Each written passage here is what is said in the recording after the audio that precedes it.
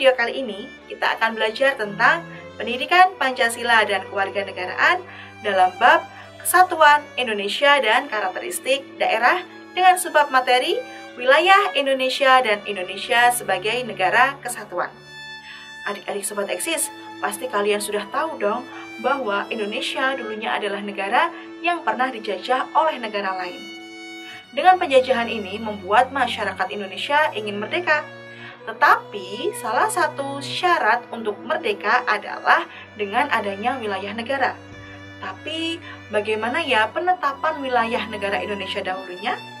Nah, agar lebih jelasnya, yuk kita simak video ini sampai selesai. Pada saat perencanaan kemerdekaan Indonesia, para pendiri bangsa sudah membahas tentang batas-batas wilayah negara Indonesia. Batas-batas wilayah ini sudah dibahas sejak sidang pertama BPUPKI. Namun, dalam sidang ini tidak menghasilkan sebuah keputusan tentang batas-batas wilayah negara Indonesia. Penetapan tentang batas-batas wilayah negara tak kunjung mendapatkan keputusan hingga sidang berakhir. Ketua BPUPKI pertama, yakni Dr. Rajiman Widyodiningrat, memutuskan untuk melanjutkan membahas tentang batas-batas negara pada sidang BPUPKI kedua. Pada sidang BPUPKI kedua, beberapa orang menyampaikan pendapatnya tentang wilayah mana saja yang akan menjadi wilayah negara Indonesia. Salah satu yang menyampaikan pendapatnya tentang wilayah negara yakni Muhammad Hatta. Muhammad Hatta menyampaikan bahwa yang akan menjadi wilayah Indonesia adalah bekas jajahan Belanda dahulu. Namun apabila daerah lain ingin masuk ke dalam lingkungan Indonesia, maka akan diterima dengan tangan terbuka. Setelah mendengarkan berbagai pendapat dari anggota sidang, Dr. Rajiman Widyodiningrat meminta untuk segera diadakan voting mengenai usulan wilayah negara Indonesia. Pilihan pertama adalah Hindia Belanda dahulu. Kedua adalah Hindia Belanda dahulu, ditambah dengan Malaya, Borneo Utara, Papua, Timor, dan kepulauan di sekelilingnya. Ketiga, Hindia Belanda dahulu, ditambah dengan Malaya dan Borneo Utara. Setelah suara terkumpul, terdapat 66 suara. 39 suara memilih nomor 2, 19 suara memilih nomor 1, 6 suara memilih nomor 3, 1 suara memilih lain-lain, dan 1 suara kosong. Dengan hasil voting tersebut, Dr. Rajiman Widyodiningrat menyampaikan keputusan bahwa yang diputuskan, yang disahkan hari ini oleh persidangan, yaitu daerah yang masuk dalam Indonesia Merdeka adalah Hindia Belanda dahulu, ditambah dengan Malaya, Borneo Utara, Papua, Timor Portugis, dan pulau-pulau di sekitarnya. Berdasarkan hasil sidang terkait wilayah Indonesia yang sudah ditetapkan, terdapat minimal 2 hal yang menjadi gambaran para pendiri bangsa saat Indonesia merdeka, yakni tentang bentuk negara dan wilayah negara. Dengan penetapan wilayah Indonesia, membuat Indonesia memiliki batas-batas wilayahnya.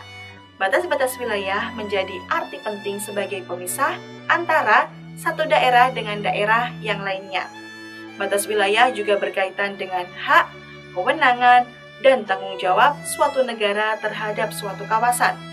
Batas negara juga bisa dimaknai sebagai pemisah unit regional geografis yang dimiliki suatu negara. Secara politik, batas wilayah itu menjadi garis kedaulatan yang memiliki wilayah daratan, lautan, kemudian potensi alam di dalamnya, serta ruang angkasa atau udara. Batas wilayah negara bisa dibedakan menjadi 2 jenis, yaitu yang pertama berdasarkan hukum atau politik, dan yang kedua yaitu batas fisik yang didasarkan pada ketampakan bentang alam atau kondisi geografis suatu negara. Batas wilayah Indonesia sendiri terbagi menjadi 2. Yang pertama, batas teritorial daratan dan laut Indonesia. Berdasarkan pasal 6 ayat 1 huruf A Undang-Undang Nomor 43 Tahun 2008 tentang wilayah negara, daratan milik Indonesia berbatasan dengan wilayah negara Malaysia di Pulau Kalimantan, Timor Leste di Pulau Timor, dan Papua Nugini di Pulau Papua. Batas darat antar negara biasanya ditandai oleh patok-patok dan garis demarkasi. Berdasarkan pasal 6 ayat 1 huruf B Undang-Undang Nomor 43 Tahun 2008, Laut Indonesia berbatasan dengan wilayah negara Malaysia, Papua Nugini, Singapura, dan Timor Leste. Indonesia juga mempunyai hak-hak berdaulat dan hak-hak lain di wilayah yurisdiksi yang pelaksanaannya sesuai ketentuan peraturan perundang-undangan dan hukum internasional. Yang kedua, batas astronomis wilayah Indonesia. Letak astronomis adalah sistem koordinat lintang dan bujur yang digunakan di bumi. Garis lintang adalah horizontal bumi atau garis khayal yang searah dengan garis khatulistiwa atau ekuator, sedangkan garis bujur adalah garis yang membagi bumi secara vertikal, dari kutub utara ke kutub selatan. Letak astronomis Indonesia terletak pada koordinat 95 derajat hingga 141 derajat bujur timur dan 6 derajat lintang utara hingga 11 derajat lintang selatan. Setelah kita mengetahui bagaimana wilayah Indonesia dan batas-batasnya, sekarang kita belajar tentang bentuk negara Indonesia. Indonesia adalah negara kesatuan yang berbentuk republik. Hal ini dijelaskan pada Undang-Undang Dasar 1945 Pasal 1 Ayat 1. Negara kesatuan adalah negara yang memiliki sifat tunggal dan tidak tersusun atas beberapa negara yang memiliki kedaulatan, tidak terbagi, dan kewenangannya berada pada pemerintahan pusat. Adik-adik Sobat Eksis, negara kesatuan memiliki ciri-ciri yang membedakan dengan bentuk negara yang lainnya. Nah, berikut ini adalah ciri-cirinya. Yang pertama yaitu satu pemerintahan pusat yang memegang kekuasaan. Yang kedua yaitu satu undang-undang dasar yang berlaku dalam wilayah negara tersebut. Yang ketiga yaitu satu kepala negara dan kepala pemerintahan. Dan yang terakhir yaitu satu badan perwakilan rakyat yang mewakili seluruh rakyat.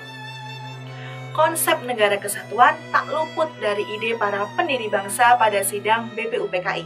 Salah satu tokoh yang mengemukakan pendapatnya tentang konsep negara kesatuan adalah Mr. Supomo. Mr. Supomo memberikan pendapat tentang konsep negara integralistik, yakni konsep negara yang mengedepankan semangat kekeluargaan. Hampir semua peserta sidang menyetujui ide dari Mr. Supomo. Namun ada beberapa orang yang tidak menyetujuinya seperti Muhammad Hatta. Namun akhirnya diputuskanlah bahwa Indonesia adalah negara kesatuan seperti yang tertuang pada Undang-Undang Dasar 1945 Pasal 1 Ayat 1. Kelahiran Negara Kesatuan Republik Indonesia. Dengan proklamasi kemerdekaan Indonesia pada 17 Agustus 1945 menjadikan awal berdirinya Indonesia sebagai negara. Peristiwa ini menandai lahirnya negara Indonesia yang berdaulat dan berhak menentukan nasib serta tujuannya sendiri. Sebagai sebuah negara yang baru menyatakan merdeka dari penjajahan, Indonesia harus memenuhi unsur sebagai negara merdeka berupa unsur konstitutif dan unsur deklaratif. Unsur konstitutif terbentuknya suatu negara terdiri dari wilayah, rakyat, dan pemerintahan yang berdaulat. Adapun unsur deklaratif meliputi pengakuan dari negara lain. Unsur deklaratif sebenarnya bukanlah unsur mutlak yang harus dipenuhi. Namun, pengakuan dari negara lain sangatlah penting agar tidak diasingkan dalam hubungan internasional. Untuk memenuhi unsur sebagai sebuah negara merdeka dan diakui, setelah pelaksanaan proklamasi kemerdekaan pada tanggal 18 Agustus 1945, PPKI mengesahkan Undang-Undang Dasar 1945 dan terbentuknya Negara Kesatuan Republik Indonesia. Selain itu, PPKI juga menetapkan terpilihnya Insinyur Soekarno dan Muhammad Hatta sebagai Presiden dan Wakil Presiden Negara Indonesia. Kemudian, untuk mendapatkan pengakuan sebagai negara pada tanggal 23 Agustus sampai 2 November 1949, pemerintahan Indonesia berunding dengan Belanda dalam konferensi meja bundar. Setelah melalui proses panjang dalam meraih pengakuan internasional mengenai kemerdekaan dan kedaulatan, Indonesia pun perlahan mendapatkan pengakuan dari dunia internasional. Terdapat beberapa negara yang pertama kali mengakui kedaulatan Indonesia, yaitu Mesir, Suriah, Lebanon, Yaman, dan Arab Saudi. Nah, itulah tadi materi tentang wilayah Indonesia dan Indonesia sebagai negara kesatuan. Semoga adik-adik semakin bertambah paham ya. Cukup sekian dulu penjelasan dari Kak Ella.